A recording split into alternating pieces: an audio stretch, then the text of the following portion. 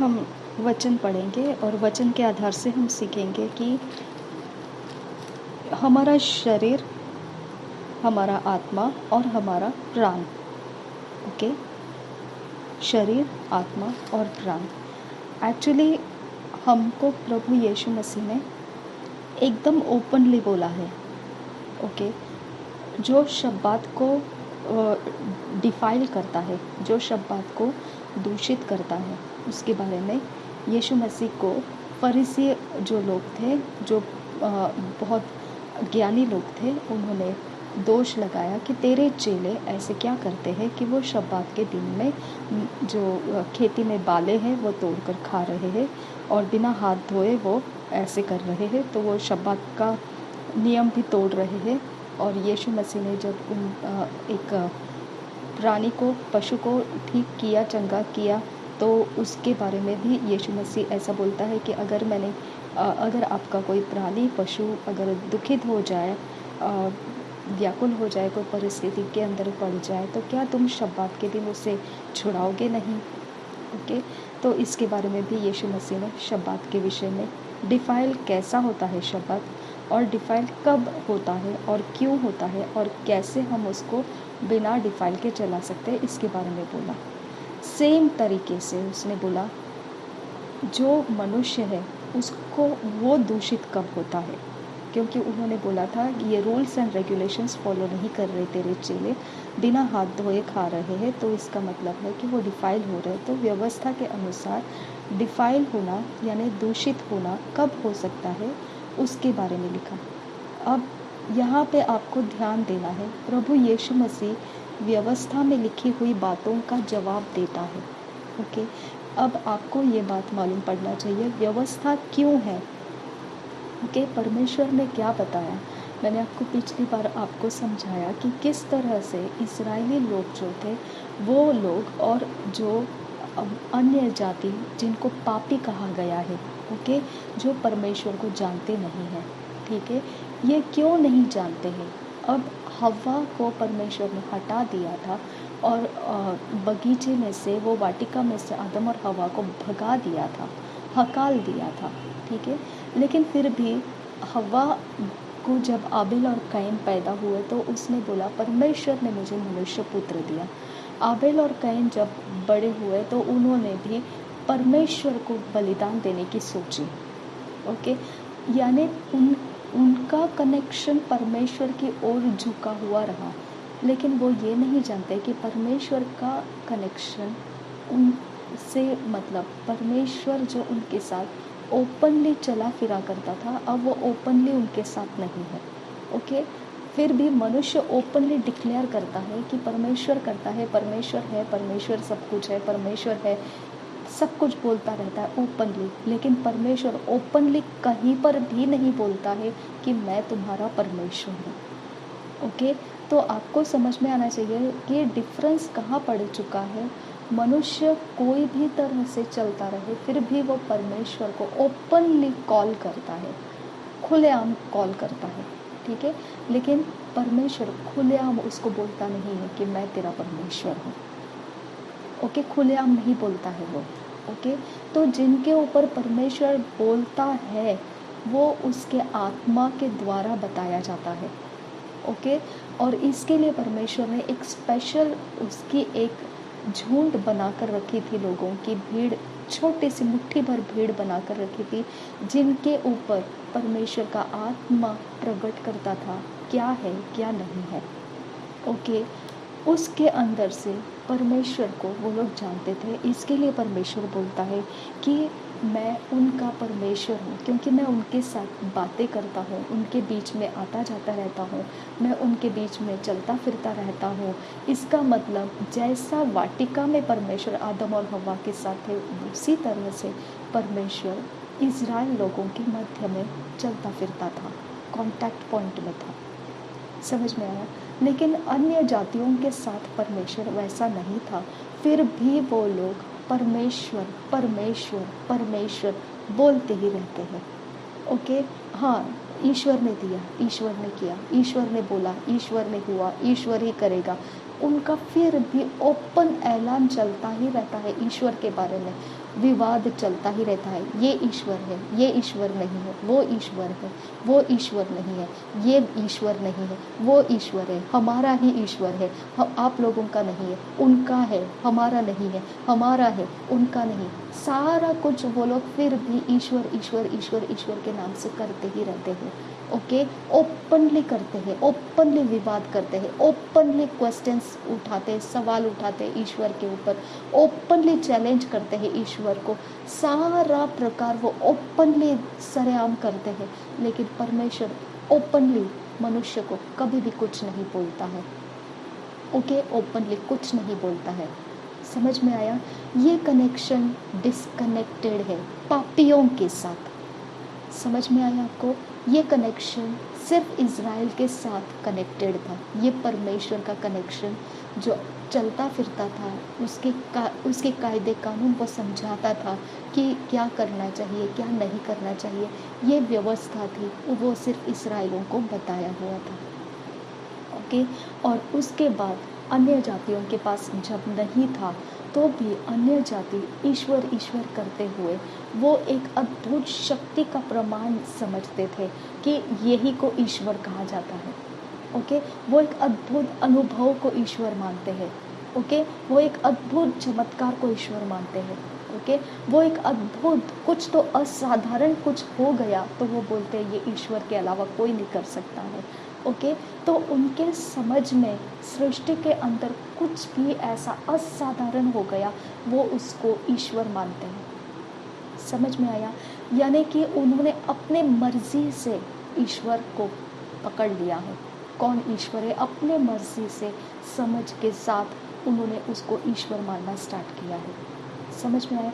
इसके लिए बहुत सारे अलग अलग तरह से लोग भक्ति करते हैं, अलग अलग तरीके से चढ़ावे चढ़ाते हैं, अलग अलग तरीके से बलिदान देते हैं, अलग अलग प्रकार की व्यवस्थाओं को रखते हैं, अलग अलग प्रकार के नियम रखते हैं, अलग अलग परंपराएं चलाते हैं, अलग अलग भिन्न भिन्न इतने सारे ब्रह्मांड के अंदर इतनी सारी अद्भुत बातों के रहस्य बातों की खोज निकाले हैं लोगों ने, और उसके अनुभव आ चुके हैं, और उनकी भक्ति उस दिशा में होती जा रही है।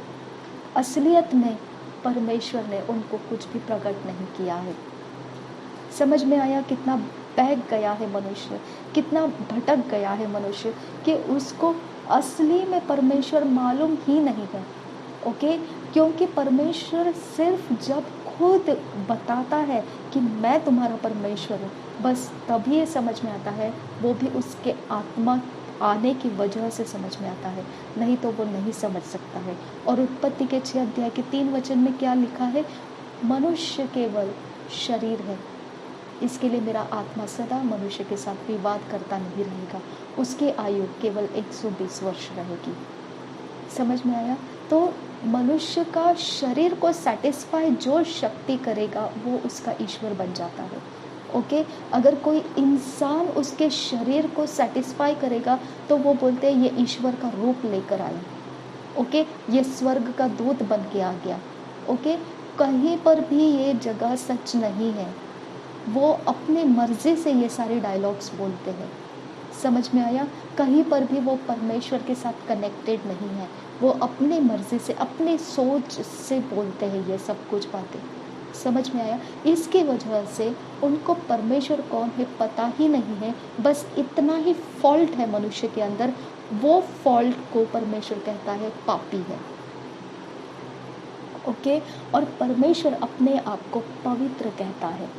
ओके, तो पवित्र रहने का अब इस दुनिया के अंदर का व्यवस्था परमेश्वर बताता है। ठीक है, परमेश्वर बताता है कैसा पवित्र रहना चाहिए, कौन सी चीज़ें करना चाहिए, कौन सी चीज़ें नहीं करना चाहिए, किस तरह से कौन सी व्यवस्था का पालन करना है, कौन से रीतियों का पालन करना है, कौन से तरीकों का इस्तेमाल करना है। ये सब बातें परमेश्वर बताता है।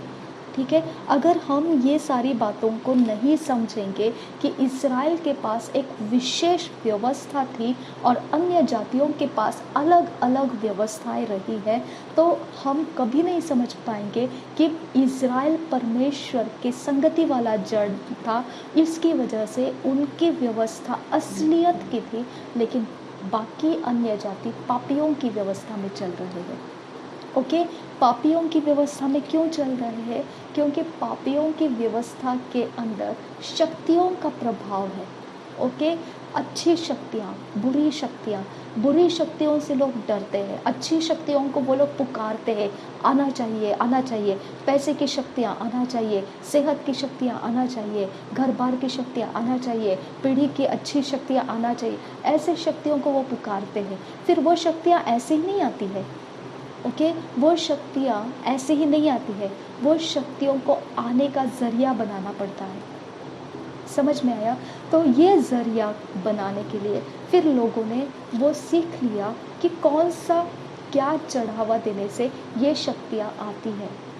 ओके, कौन सा क्या देने से, किस प्रकार का बर्ताव ये शक्तियों को पसंद है।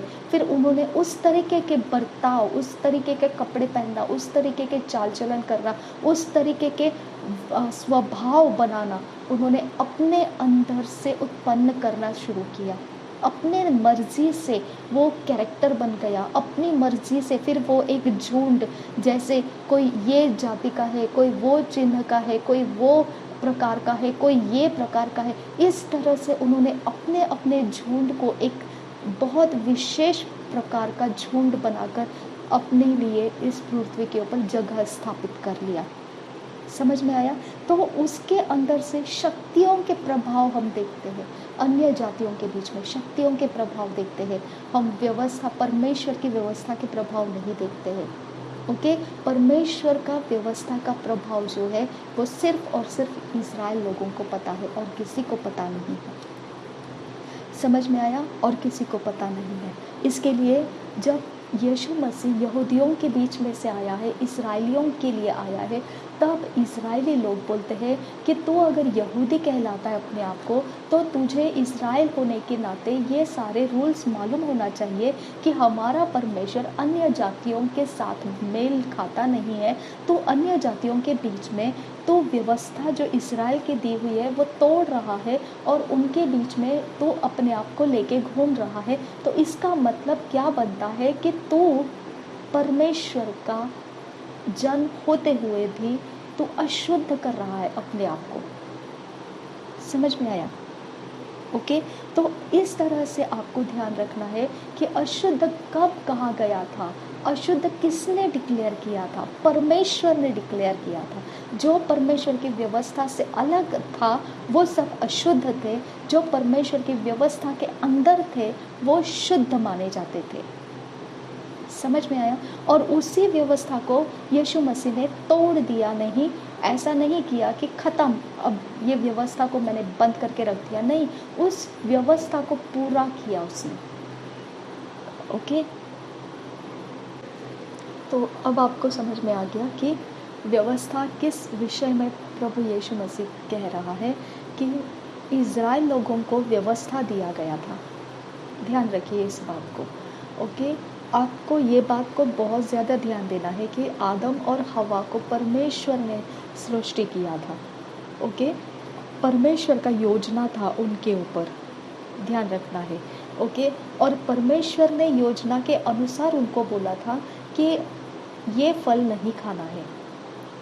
ठीक है, और जब उन्होंने वो फल खाया तो परमेश्वर का योजना से वो बाहर निकल आए। ओके, वो बाहर निकल आए तो परमेश्वर ने उनको अपने तरीके से जाने दिया, क्योंकि अब उनके पास, उनके दिमाग बहुत है, ज़्यादा मात्रा में है, वो आराम से अपने लाइफ को जी सकते हैं, उनको परमेश्वर की ज़रूरत नहीं है। क्योंकि यही बात शैतान ने उनको बोला था, तुम परमेश्वर के समान बन जाओगे। समझ में आया? तो परमेश्वर के समान बन जाओगे, तो परमेश्वर का मतलब क्या बनता है कि गॉड, GOD मतलब क्या है? जनरेटर, ऑपरेटर, डिस्ट्रॉयर, यानी वो बना भी सकता है, उसको चला भी सकता है और उसका सर्वनाश भी कर सकता है।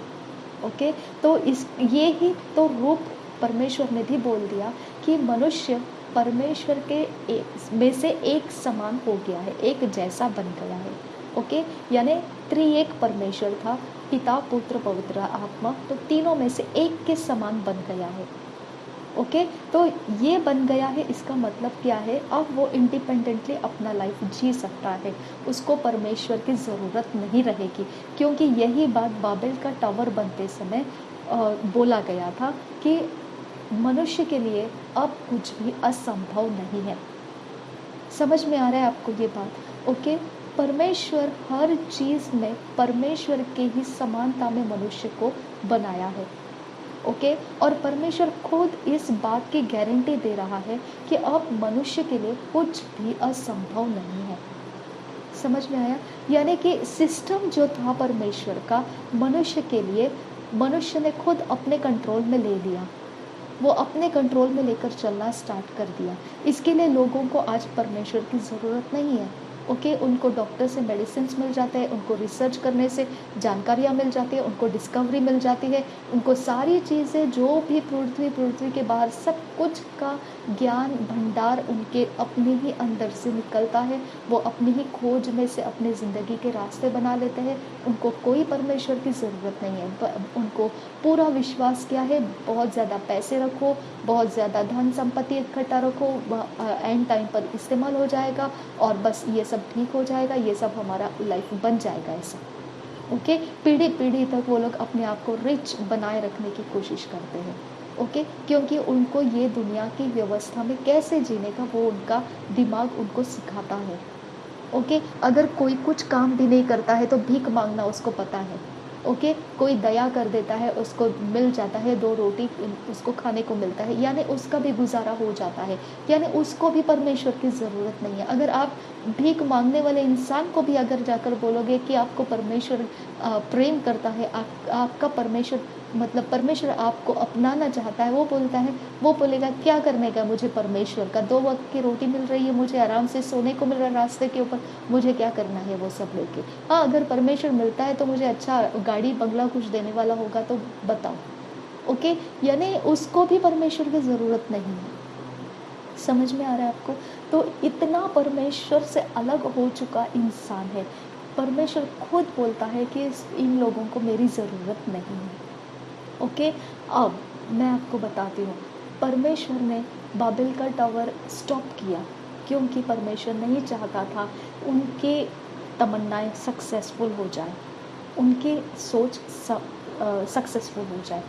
नूह के समान परमेश्वर ने फ्लड लाके सब ख़त्म कर दिया क्योंकि परमेश्वर नहीं चाहता था उनके समझ से जो चल रहा है अब वो और आगे चले। उनके समझ से क्या चल रहा था? Corruption, violence. और परमेश्वर ने बोला अंत के दिनों में यही नूह का समय दोबारा आने वाला है, यानी दोबारा इनके बुद्धि की विकास ऐसे हो जाएगी कि उनका सारा ये चीज़ दोबारा वो लोग हैबिट्स में लाना स्टार्ट करेंगे।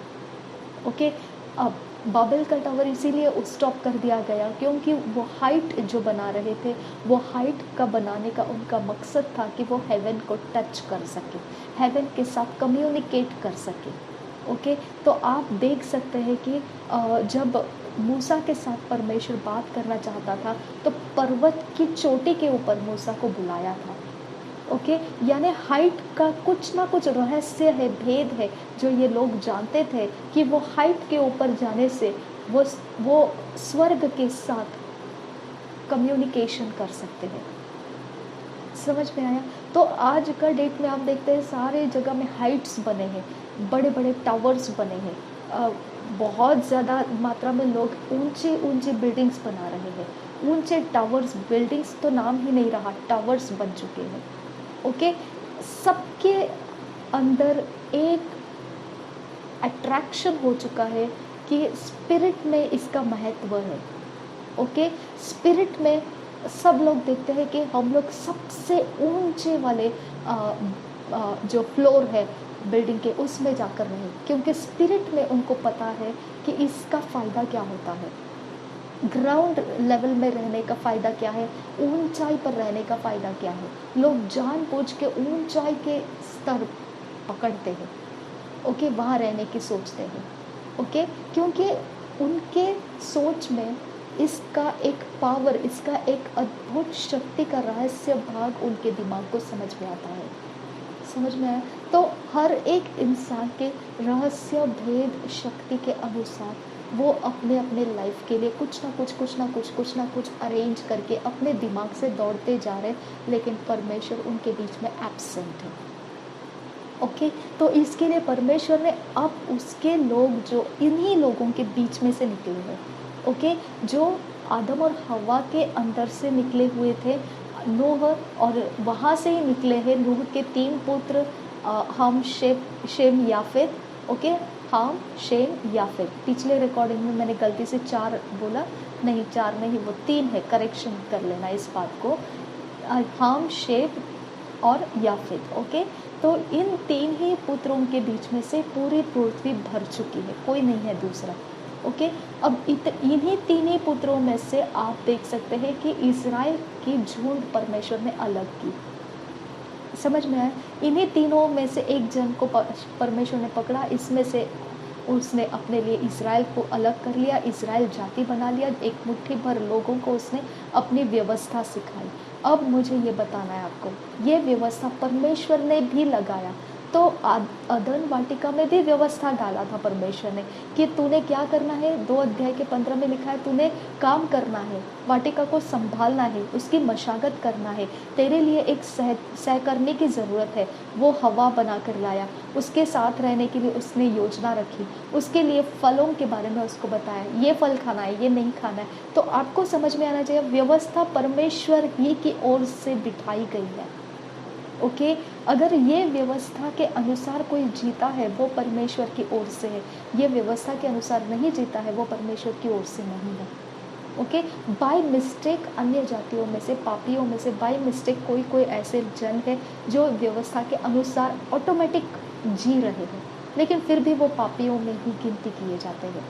ओके, परमेश्वर उसको एक्सेप्ट नहीं करता है, क्योंकि व्यवस्था का मतलब ये है कि अगर व्यवस्था पालन करना है तो पूरा 100% पालन करना है। अगर व्यवस्था में से 1 या 2 व्यवस्था पालन करके बाकी सारे व्यवस्था तोड़ते हैं, या सारे व्यवस्था पालन करते हैं सिर्फ 1 या 2 व्यवस्था तोड़ते हैं, तो भी वो फेल हो जाता है, वो परमेश्वर का जन नहीं बन सकता है। ये कंपल्सरी कंडीशन था परमेश्वर का।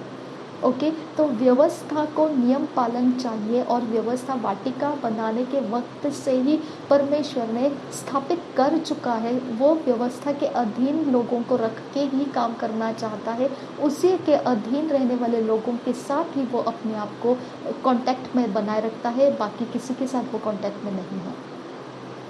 कितना स्पेशल है हमारा परमेश्वर। ओके, अब आपको समझ में आना चाहिए उस व्यवस्था के अंदर की बात। ये सदूसी और फरीसी और जो ज्ञानी लोग थे, वो लोग यीशु मसीह को पकड़ रहे थे और बोल रहे थे तू व्यवस्था के अधीन नहीं है तो तू परमेश्वर का दुश्मन है। ओके, क्योंकि जो व्यवस्था नहीं पालन करता है वो परमेश्वर का बैरी बन जाता है। ओके, तो वो अधर्मियों के बीच में जाता है तो वो परमेश्वर का बैरी बन जाता है। ओके, तो वो बोलते हैं कि तू ऐसा कैसा करता है, तू शब्बात के दिन लोगों को चंगा कर रहा है, तो तेरे जो चेले हैं वो बाले तोड़कर खा रहे, वो व्यवस्था के अनुसार अपने आप को शुद्ध नहीं कर रहे हैं, ये ऐसे कैसे तू चल रहा है, सारे व्यवस्था का तो पूरा ही वाट लगा रहा है, ये ऐसे कैसे तू यहूदी है। तो यही उनको चोट लग रही थी, यही बात उनको दुख दे रही थी कि ये अपने आप को यहूदी भी कहलाता है, इसराइलियों के बीच में भी कहलाता है, और फिर ये व्यवस्था का पालन भी नहीं करता है। ओके, यही कारण से यीशु मसीह ने बोला कि जो शब्बात बनाया था वो शब्बात रखने के लिए जिसने कहा था वो परमेश्वर जो है, ओके, वो मैं खुद हूँ। ओके, तो मेरा ही हक बनता है। ओके, तुम शब्बात को पालन करना है या नहीं करना है, मैं खुद बताता हूँ। समझ में आया? ओके, अगर तुम मेरा पालन कर रहे हो, मैं जो बोलता हूँ वो पालन करते हो, तो तुम शब्बात रख चुके हो। समझ में आया? वैसे ही खाने पीने के बारे में उसने बोला जो कुछ भी तुम खाते पीते हो वो शौच से निकल जाता है, लेकिन जो तुम्हारे हृदय से निकलता है मुँह से तुम बोलते हो और तुम्हारे आचरण में, ओके, कैरेक्टर में वो झलकता है, वो ही बातें तुमको डिफाइल करता है, अशुद्ध करता है। खाना या पीना उसने सब कुछ शुद्ध बना दिया। और क्या अशुद्ध बनाता है आपको? आपको जो आपके हृदय में से निकलता है वही करप्शन से, वही वायलेंस से। वही बात परमेश्वर ने आदम और हव्वा को दी थी कि तू अपने हृदय में क्या है वही चुनाव करेगा। इसके लिए तेरे सामने दोनों फल रखा है। तेरे हृदय में परमेश्वर जैसा बनना है तो तू मृत्यु को चुनेगा, क्योंकि तू परमेश्वर जैसा बन नहीं सकता है, क्योंकि वो मैंने तुझे परमिशन नहीं दिया है। ओके, अगर तूने वो फल खाया तो तू नाश हो जाएगा। ओके, और निश्चित नाश हो जाएगा। तो अब तू कितना उड़ान भरना है उतना भर, कितनी कितनी अपने घमंड लगाना है उतनी लगा, लेकिन मैंने तुझे मेरे जैसा बनने का फ्रीडम दिया नहीं है।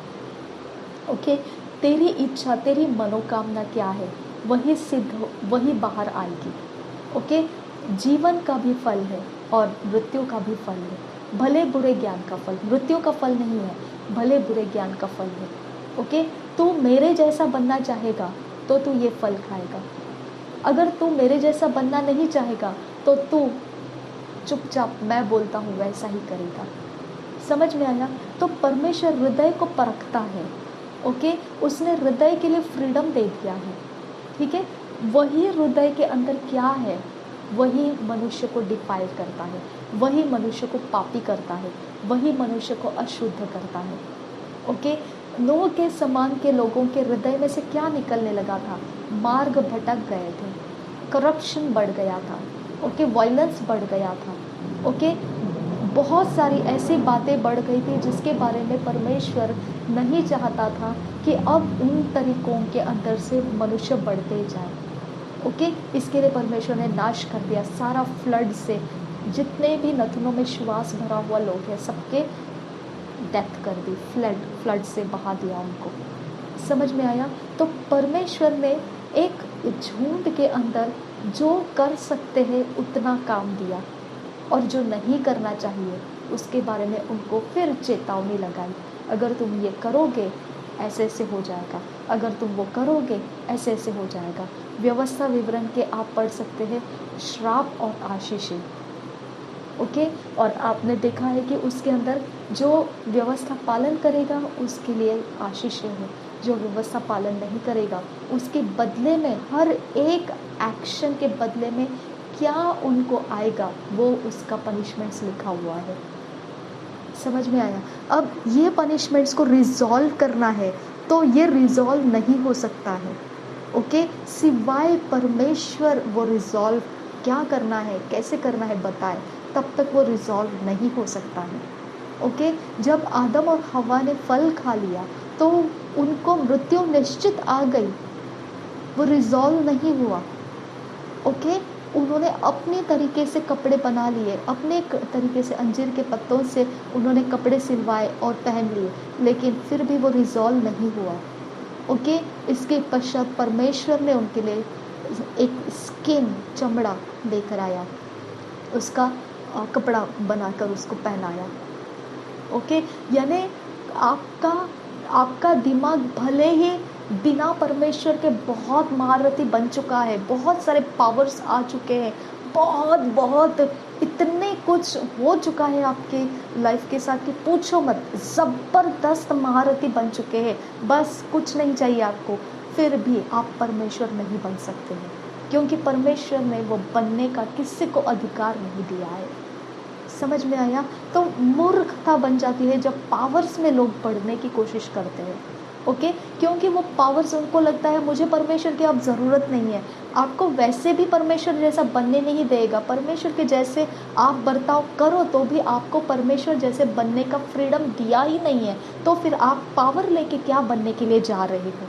कुछ भी नहीं, कुछ भी नहीं, आपका दी एंड कुछ भी नहीं है, क्योंकि परमेश्वर ने उसके बदले में आपको मृत्यु ही निश्चित रख चुकी है।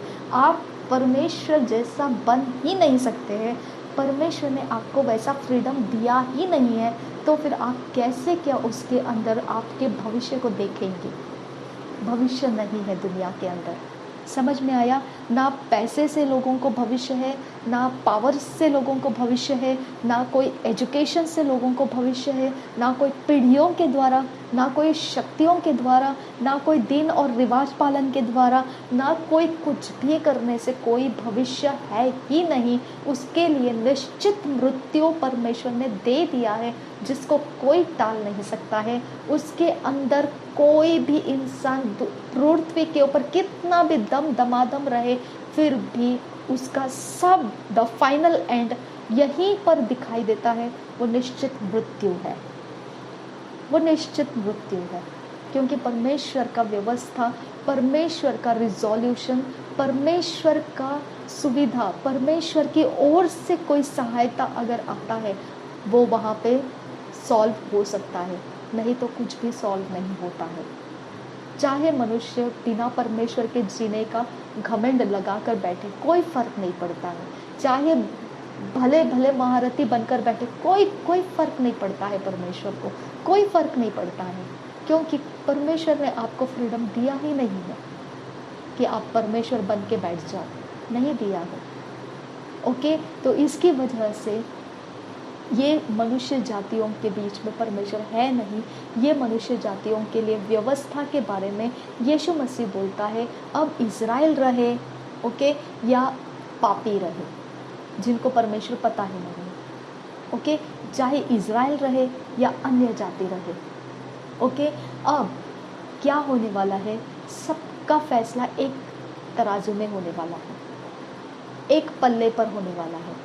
और वो पल्ला परमेश्वर ने क्या रखा है, जो कोई यीशु मसीह के ऊपर विश्वास करेगा कि मैंने मनुष्य के खातिर यीशु मसीह को क्रूस के ऊपर बलिदान किया, ओके, और वही फिर वो बलिदान के कारण मनुष्य के पाप माफ हो जाते हैं, और फिर वो भरोसा, मैं उसको अनंत काल का जीवन दूंगा। यानी अब आ गया कि तुम फ्यूचर के लिए शुरुआत करते हो, बिगनिंग आपका फिर यहाँ से स्टार्ट हो जाता है। समझ में आया? तो अन्य जातियों में है हम लोग, इजराइलियों में नहीं। फिर भी यीशु मसीह ने क्या बोला, अब ना कोई इजराइलियों का कोई महत्व रहेगा और ना कोई अन्य जातियों का कोई महत्व रहेगा। महत्व सिर्फ उसका रहेगा जो कोई भी यीशु मसीह के ऊपर भरोसा करेगा कि वह परमेश्वर से भेजा गया है। उसके क्रूस के बलिदान से मेरे लिए मेरे पाप माफ़ होने का पनिशमेंट उसको दिया गया और मेरे पाप माफ़ हो गए। ये जो विश्वास करेगा उसको ही परमेश्वर उस निश्चित मृत्यु के कब्जे से बाहर निकालेगा और क्या देगा, अनंत काल का जीवन देगा। समझ में आया? अब परीक्षा बड़ी है, ओके। परमेश्वर ने और एक बात भी बोला है, यीशु मसीह ने खुद बोला है ये बात, पिता के पास कोई नहीं जा सकता है मेरे अलावा, जो मेरी ओर से जाएगा। यानी यीशु मसीह पिता के पास लेकर जाने वाला रास्ता है। यानी यीशु मसीह बोलता है, हमको मानना है, और वो हमारा परमेश्वर से मुलाकात होगा, ठीक है। और यहाँ पर मनुष्य के अंदर मानने का आत्मा परमेश्वर देता है, नहीं मानने का आत्मा यानी परमेश्वर ने नहीं दिया आपको। समझ में आया? तो अन्य जातियों में आज भी करोड़ों लोग पृथ्वी के ऊपर है, मानने का आत्मा कितने लोगों को मिला है? बस वही मुट्ठी भर लोग हैं क्रिश्चियन बन चुके, ओके, सब कुछ छोड़ के मसीही बन चुके। क्योंकि मानने का आत्मा किसने दिया? परमेश्वर ने दिया। इसके लिए हम लोगों को क्या बोला जाता है परमेश्वर के वचन में? चुने हुए लोग हैं, ये चुन के निकाला हमको बाहर। हम ऐसे ही मसीह नहीं बने, मानने का आत्मा दिया हमको, हम मसीह बन गए। समझ में आया? तो ऐसा ही अब हमने ये पृथ्वी के ऊपर चुन लिए गए लोग बन के मुट्ठी भर लोगों के बीच में हम शामिल हो चुके हैं। आमेन, ओके। ये व्यवस्था अब जो हम परमेश्वर के अंदर है, अब परमेश्वर के वचन के अनुसार मानने का आत्मा हमको मिला है, ओके। वो मानने के आत्मा के कारण हम अभी परमेश्वर हमारा परमेश्वर जानते हैं और परमेश्वर हमारे साथ उठता बैठता है। आमेन। ये बात आपको समझ में आना चाहिए कि हम परमेश्वर के आत्मा ने हमको यीशु पर विश्वास लाया और इसीलिए हम परमेश्वर कौन है समझने लगे। अब हम कौन सी जाति है? धर्मी। अब हम कौन है? पवित्र। अब हम कौन है? शुद्ध। अब हम कौन है? सब कुछ में परमेश्वर को महिमा देने वाले। अब हम कौन है? परमेश्वर के राज्य में है। हालेलुया। अब हमारी जाति, हम एक मसीही परिवार, एक मसीही जन, परमेश्वर के संगति में बैठना उठना, जिसका परमेश्वर पूरा ख्याल रखता है। इस पृथ्वी की कोई व्यवस्था उसे रोक नहीं सकती है, क्योंकि पृथ्वी के ऊपर किसकी व्यवस्था है? मृत्यु की व्यवस्था है। अब हम लोग किस व्यवस्था में हैं? परमेश्वर की व्यवस्था में। हालेलुया। तो हमारे अंदर का जो व्यवस्था है, परमेश्वर का व्यवस्था, हमारे पास जो चाल चलन है, वो परमेश्वर का आत्मा हमको सिखाता है। हम जो कुछ भी करेंगे वो परमेश्वर का आत्मा बताएगा, हम करेंगे। दुनिया चाहे उसको दोष लगाए, दुनिया चाहे उसे बदनाम करे, दुनिया चाहे उसे गलत नज़र से देखे, दुनिया चाहे उसे डिसअप्रूव करे, उसे मेंटली रिटार्डेड कहे, उसको दुनिया की जो कहना है वो कहे, फ़र्क नहीं पड़ता है। उनके पास कोई ज्ञान नहीं है कि हम कौन हैं। इतना प्राइवेट सीक्रेट हमारा परमेश्वर हमारे अंदर से हमसे बात करता है। हालेलुया। जो परमेश्वर ऐसे ही बात नहीं करता है, और जब हमारे साथ बात करता है परमेश्वर, तब हम लोग आके रिकॉर्ड पर बोलते हैं, तब हम लोग आकर पुलपिट पर बोलते हैं, तब हम लोग आकर लोगों के सामने वचन बोलते हैं, तब हम लोग आकर हमारे ज्ञान हम बताते हैं कि पवित्र वचन में क्या लिखा है, पवित्र जाति कौन है, पवित्र कौन है, पवित्रता क्या है, पवित्र क्यों रहना है। ये सारी बातें दुनिया को बहुत हंसी मजाक जैसे लगता है, क्योंकि ये बातें उनके पल्ले पड़ नहीं सकती है, क्योंकि वो पल्ले पड़ने के लिए भी परमेश्वर का आत्मा उनकी सहायता करना चाहिए। समझ में आया? तो हम इस दुनिया में रहते हुए भी इस दुनिया के नहीं हैं, हम परमेश्वर की जाति हैं। आमेन। हमारा अलग जीवन है, अलग रख रखाव है। हम कभी कंपेयर नहीं करना है, मैंने कितना एजुकेशन लिया है, मैंने पृथ्वी पर क्या खाया, मैंने कितना जनरेशन जिया है, मैंने कितना समय बिताया है, मेरे पीढ़ी में क्या हो रहा है, मेरे बैकग्राउंड में क्या है, मेरे फ्रंट में क्या है, मेरे दुनिया में क्या है। कुछ नहीं है। आप बाइबल पढ़ो, जो बाइबल में है वही आप हो। That's all. ओके। मेरे शरीर पर ये मार्क है, मेरे चेहरे पर ये निशान है, मेरे हाथ पे ये किया है, मेरे वो किया है, मेरा ये किया है। कुछ नहीं। जो बाइबल कहता है वही आप हो। ओके। कुछ भी रहे दुनिया के अंदर, आपका पास्ट कुछ भी रहे, अगर आपको पवित्र आत्मा ने, परमेश्वर के आत्मा ने परमेश्वर कौन है ये बताया, आज्ञा पालन करवाया, यीशु मसीह के साथ रहना आपको मनवाया, तो आप खत्म। आपका सब कुछ अब परमेश्वर का वचन जो कहता है वही सच्चाई है। बाकी आप दुनिया में कुछ मत ढूंढो, वहाँ पर आपको सारा मृत्यु का वश, वहाँ पर आपके लिए जीवन नहीं है। हालेलुया। समझ में आया अभी आपको? ये कितना गहरा सच्चाई है कि व्यवस्था व्यवस्था व्यवस्था, पूरी दुनिया व्यवस्था के अंदर है, लेकिन व्यवस्था का हिसाब रखने वाला जो है वो हमारे साथ है। हालेलुया। इसीलिए सदूसी फरीसियों को यीशु मसीह बोलता है, जिस शब्बात की तुम इतनी चर्चा करते हो, मैं उसी का प्रभु हूँ। हालेलुया। यानी मैंने खुद बनाया है वो। ओके। तो मैं खुद उसको क्या करना है क्या नहीं करना है, मैं खुद फैसला करने वाला हूँ। हालेलुया। तो इस पृथ्वी के ऊपर जितनी व्यवस्था बनाई है, जितनी दुनिया के अंदर व्यवस्था है, जितना भी प्रेशर है व्यवस्था का, जितना भी दबाव है व्यवस्था, उन सब के ऊपर चढ़कर जो मैनेज करता है वो परमेश्वर हमारे साथ है। हालेलुया। व्यवस्था के अधीन हम नहीं हैं, हम परमेश्वर के अधीन हैं। अगर परमेश्वर का वचन कहता है तो हमको पूरा करना है, अगर परमेश्वर का वचन कहता है नहीं ऐसा नहीं करना है, तो व्यवस्था कुछ भी कहे हमको नहीं करना है। आमेन। ये एक एरिया ऑफ लाइफ आपके समझ में आ जाएगा।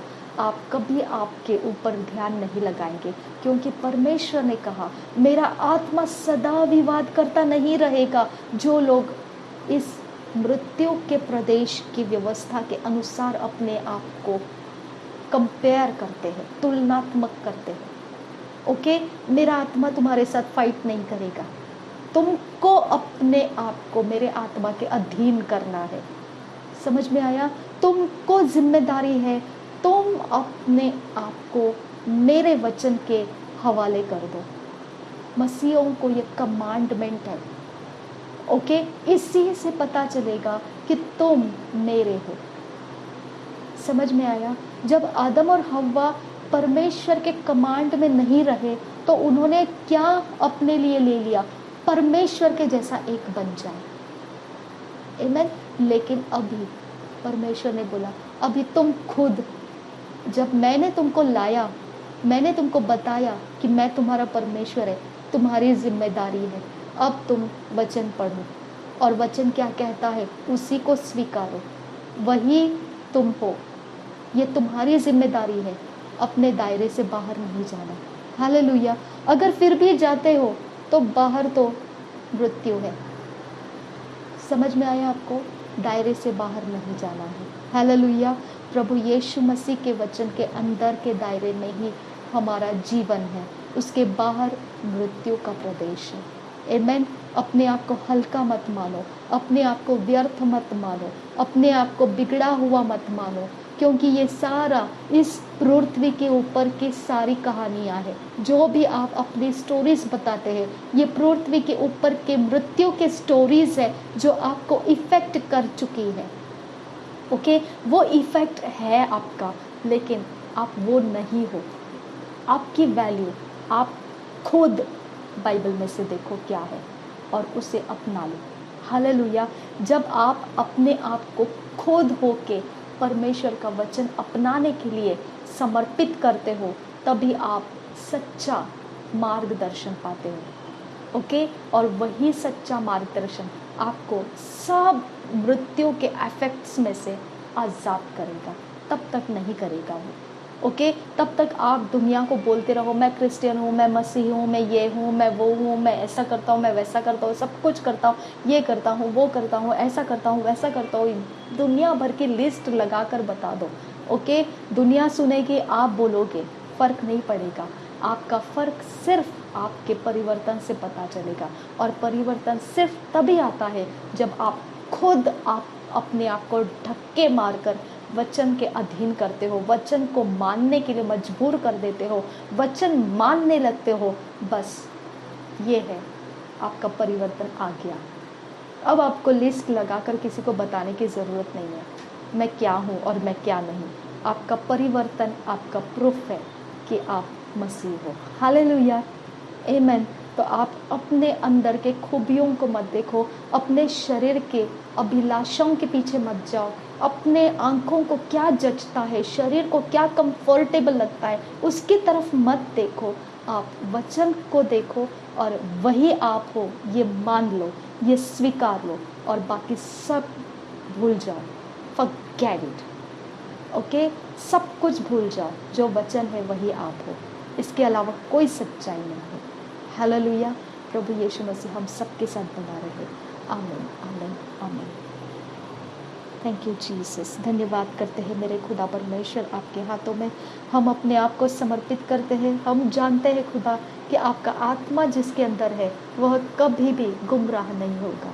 मेरे पिता, आपके आत्मा ने जो काम शुरू किया है वो अंत तक तू हमारे अंदर पूरा करता रहेगा। इसीलिए विश्वास के साथ तुझे धन्यवाद करते हम सबको आपके हाथों में दे देते हैं। नासरी यीशु के लहू में हम अपने सब कुछ को कवर करते हैं और तेरे राज्य के कामों के लिए दे देते हैं। नासरी यीशु मसीह के नाम में विनती करते हैं, सुन और कबूल कर पिता। आमीन, आमीन, आमीन।